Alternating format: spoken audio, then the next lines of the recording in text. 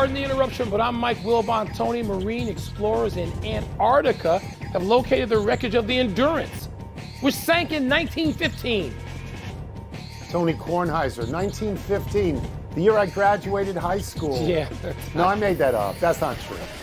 I was in grade school then. It was 1921 when I actually graduated from high school. Somebody graduated from high school in 1915. I skipped a year or two. Olympia so I Fields graduated Country Club. quickly.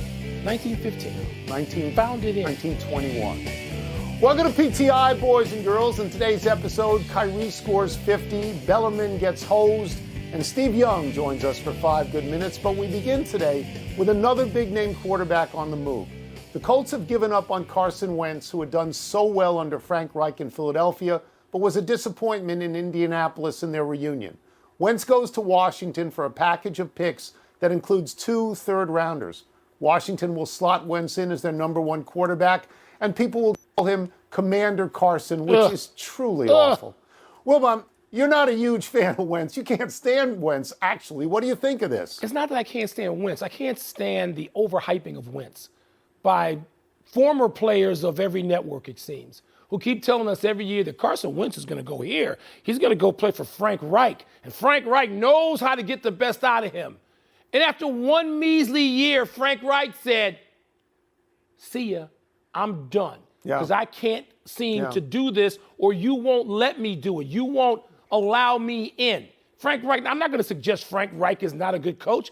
I'd take Frank Reich over this quarterback. It just smells of desperation on the part of the Washington football franchise, which, as we know, Tone, because we live here, they are desperate. It is a desperate franchise on every level. And they put out there a feeler a week or two ago, they had to have a big-name quarterback. Oh, my God. This is so laughable that I can't wait to root against all of it. It'll give me pleasure to do that starting Labor Day weekend.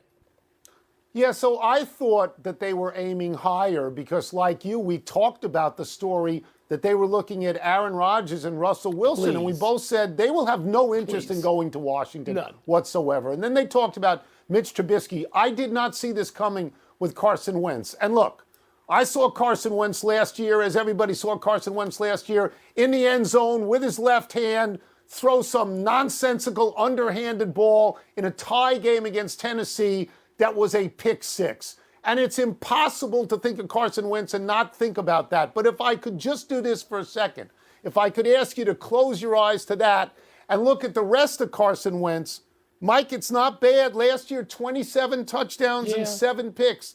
This past season, a rating of 95 this past season, 140 touchdowns and 57 picks in his career. Numbers lie. If I gave you those numbers, you'd want him. No, I'm not a guy like you who goes to the glasses to get numbers on a legal pad. I'm using my eyes. I understand. His failures are awesome failures, and it's impossible not to understand that Frank Reich said, no, it's not working. Let me put a cap on this by saying this. I will take Mitch Trubisky every day and 3 times on Sunday before I take Carson Wentz. Mitch Trubisky, because I still believe there's a chance, being coached properly, that Mitch Trubisky, because he wasn't coached well in Chicago, and we don't even know about Buffalo, he's there 1 year.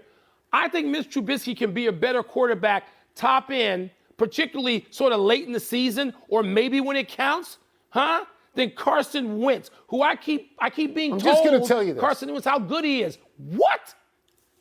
Stop that for a second, because we all know how you feel about him, and we all know he's given you reason to. He's better than what Washington had yesterday.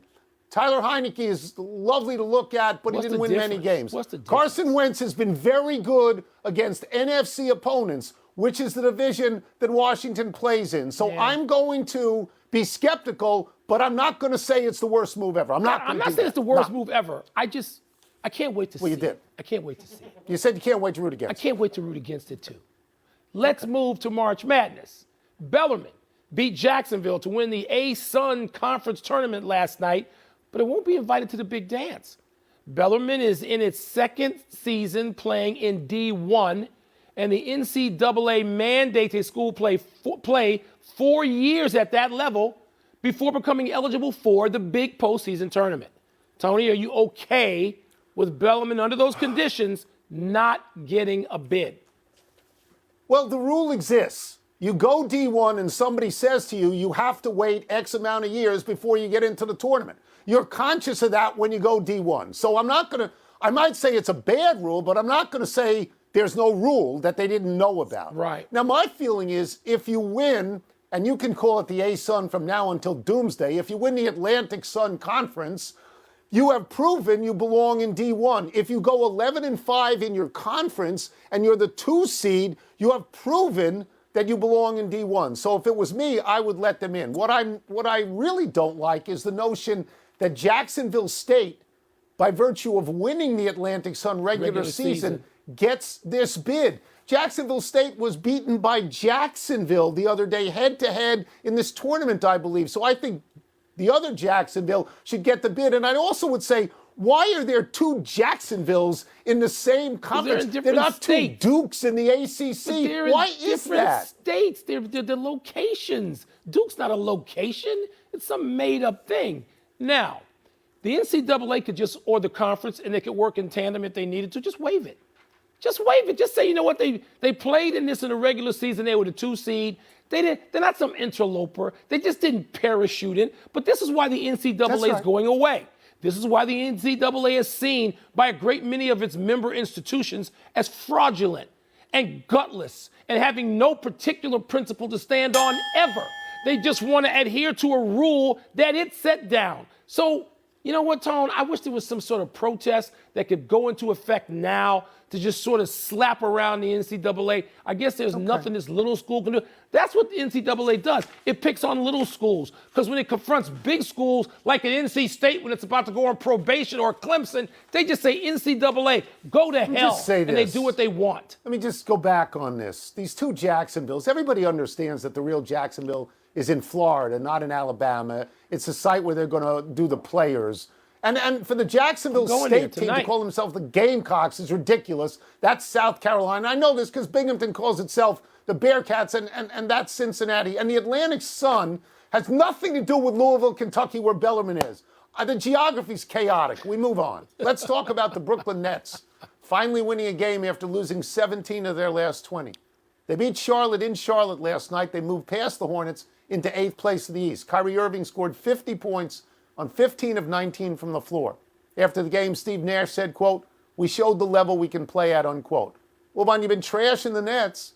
Do you see this as a breakthrough win? Well, I'll answer that by asking you a question. Didn't you suggest to me that LeBron scoring 56 the other night was a breakthrough win? How's that going? The next night, he couldn't even play in the game. Now, I know Kyrie Irving's not 37 years old, but the Lakers, what breakthrough? I don't even know if LeBron's going to play tonight or whatever their next game is. So, no, these breakthroughs, right. and Tony, even if it is a breakthrough, and by the way, Kyrie Irving was fabulous last night. I watched that game. I mean, that's the best of Kyrie Irving when he's a combination of Pete Maravich and Isaiah Thomas and Tiny Archibald, except he can't pass it like any of them. He's fabulous. Does it mean anything if it's a breakthrough? Tony, the Cleveland Cavaliers would have to go 8-9, coupled with Brooklyn going 13-3 or something like that for them to pass Cleveland. That's not going to happen. They're ticketed for play-in. So breakthrough to what? The play-in portion of the bracket? All right, so my feeling is that anybody who dismisses the Nets out of hand is insane. They put 2 players on the court last night, Kevin Durant and Kyrie Irving, who are great players. They are. If you look at the Lakers and you think that if Anthony Davis gets back and he's there with LeBron James, they have a chance to win some games, you have to think the same way about the Nets. On the other hand, they beat a team, Charlotte, which is dead last in the East in defense, allows the most points in the East, 28th in the entire league in defense. They allow 115 a game. The Nets got 132 on a bad defensive team, but, and we go back and forth, 132 is 132, and 50 is 50. And you know what it makes you wonder about, Mike? What if Kyrie Irving could play every game? What if he actually got vaccinated and was a good teammate and could play every game? And then you add Ben Simmons and you become a contender. Yeah, he's chosen not to. He's not playing in every game. Not yet. Not playing in New York City. No. Even the God, he's not playing there next week. That's right. That's right. Unless the mayor changes the rule. It's not a law. No. It's a rule. It's a rule. It's not a law. Let's take a break. Coming up, what does Russell Wilson need to do to make his transition to the Broncos successful? We're going to ask Steve Young. We'll also ask him whether Tony's right that Aaron Rodgers needs to win a second Super Bowl to walk into the Hall of Fame as an all-time great. All-time. Yeah. All-time. With our great friend and the man I actually suggested should throw lefty. He'd been a righty before I said it. I made this happen. Thank you, Tony. ESPN Thank you. NFL analyst and Hall of Famer Steve Young. Steve, let us start with this. If you're 33-year-old Russell Wilson, you've been in one place forever, Seattle, one place. What is the to-do list going through your mind about how to make this switch successful? Number one, go watch Tom Brady move to Tampa Bay. If there's anybody, because he's married to Ciara, Tom Brady's married to Giselle. Like, there's some similarities there. There's some big challenges. And for offensive linemen, because that's who you need, think about anything. If the offensive linemen will fight for you, if they will stand shoulder to shoulder and bleed for you, that's what you need to do. So work back from there. And if you're going to do that, you have to impress upon them your willingness to sacrifice, work hard as anybody in the room, and that you'll take accountability no matter what happens. The buck stops with me. If they ever sense that you're going to start looking for mitigation out in the world for the reasons why something's not going right, they smell it, and now you don't have the support that you need to go be great. So number one, and obviously you got to make the first impression on the media and the fans and everything else. He'll do fine with that. But you've got to gather those offensive linemen and everyone else in the locker room to believe that you're not just a front runner, you're not somebody who's just there to gather the checks or if things go well, I'm fine. But if things are tough, when things are hard, you're going to be there with them. And that's I will say one of Tom Brady's greatest, if not his greatest talents was doing that, even married to Giselle. It's amazing. Well, it's going to go tough once the season starts, Steve, or at least we presume so, because he's going to be in a difficult division and the more difficult conference right now. Now, I think that fretful columnists like Tony pay attention to that, but great elite athletes don't give a damn. They look at the competition and saying, bring it on. Which one of us is right? Well, Michael, you got to remember, I had an opportunity to go about anywhere, and I chose to come and try to challenge Joe Montana. Yeah. So everyone around me is like, don't do that. What are you doing? Don't. And you're in the middle of it, and you don't know that you don't sit on the sidelines and try to figure out, because everyone who's in this position is almost like exponentially more competitive than anyone could understand. And the confidence that it takes to get there, there's nothing about it that says, oh, let me weigh the positives and negatives. People around him have said those things, like, don't go to the AFC. I even would say that. What are you, crazy? You got 5 guys in line. You got less than 20% chance, 1 in 5, even at best case, because of the guys that are playing quarterback in the AFC. But you know what? When you're playing, when you're in the middle of it, the person that's gotten you there, you're not going to think about it too much. Aaron Rodgers will move to decided to stay in Green Bay. Tony thinks that Rodgers needs to win another Super Bowl to walk into the Hall of Fame as some true legend. As a player, how much did you even think ever about your Hall of Fame credentials?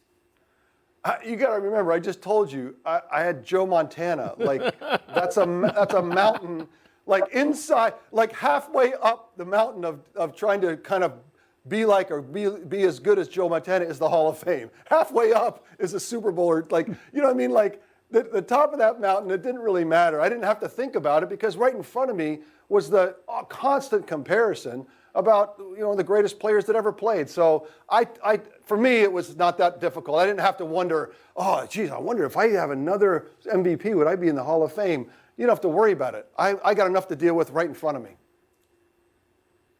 We get you out of here on this. I just want to say that I've been referencing 2 of these questions, and it's been completely out of context and completely wrong, but I'm just standing up for myself now. But now we'll get to you. You mentioned Tom Brady. We're going to get to him. The Colts just traded away Carson Wentz, and they may be in on Jimmy Garoppolo. Last time we talked, you had a spidey sense about Tom Brady playing for the 49ers. Is that getting stronger, or is that waning right now? I'm going to say that it's in abeyance at the moment, because one thing I do know is the 49ers with Trey Lance It would not be a terrible thing if Tom Brady came for a year to try to go win a Super Bowl with this roster and could help mentor Trey Lance. So the 49ers are in. Tom Brady, who has dreamed of finishing his career in San Francisco so loudly that I think whether it was advertently or inadvertently, I know that I'm not sure advertently is a word, but inadvertently, that Bill Belichick dealt Jimmy Garoppolo to San Francisco and stopped that possibility. So we know that Tom would like to, and the 49ers, I think, would certainly entertain it. He would have to play for a lot less than $50 million if he did it, but I think he'd be willing to.